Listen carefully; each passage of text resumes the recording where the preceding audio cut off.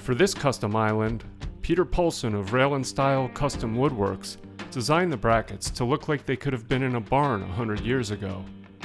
To get the look, he reclaimed lengths of 3x3 rough-sawn white oak, used to separate stacks of material at a supply house.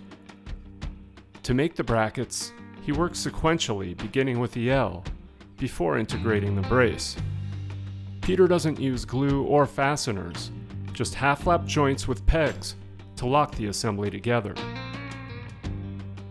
Working from a single piece, he begins by cutting the 12-inch arm and 16-inch leg, then laps them to mark the joinery. He uses a small adjustable square to mark the depth of each lap joint halfway through each piece. On a miter saw, he uses the trenching feature, setting the depth of cut just shy of halfway. Then makes a series of cuts along the entire length of each joint, about a 1/4 inch apart, leaving a series of 1/8 waste that he lathes away by sliding the piece along the fence. After checking the initial fit, he works to refine each joint. He begins with a hammer and chisel, but for the most part, he works by hand to shave away unwanted material. Dialing in the joinery takes time, a lot of back and forth, but as the joints come together, he switches to a block plane to remove any remaining high spots and finesse the fit.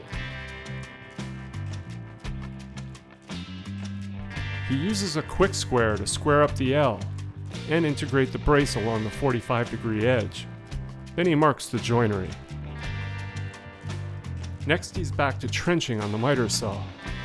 On the angled cuts, instead of lathing away the waste on the miter saw, he uses his hammer to break away the remaining material.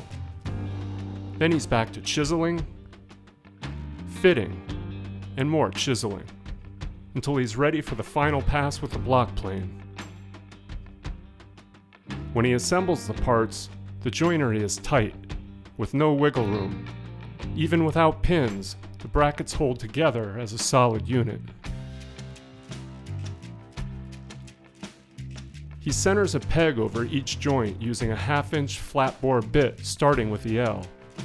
After pounding in a common 1/2-inch dowel, he checks for square, then moves on to drill out the holes for the brace and install the remaining pins.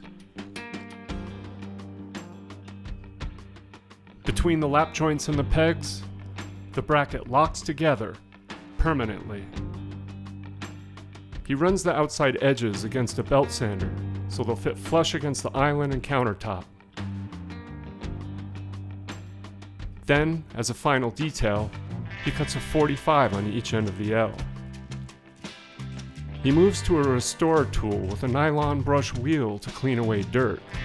Like a wire brush, he can do this without compromising the character of the rough stock, the reason he chose it in the first place. For finish, he brushes on a heavy coat of dark stain.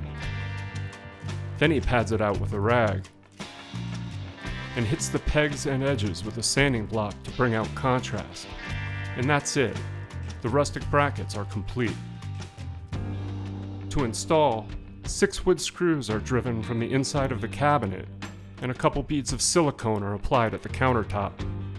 For more on this project, check out Peter's article in Fine Homebuilding, issue number 293.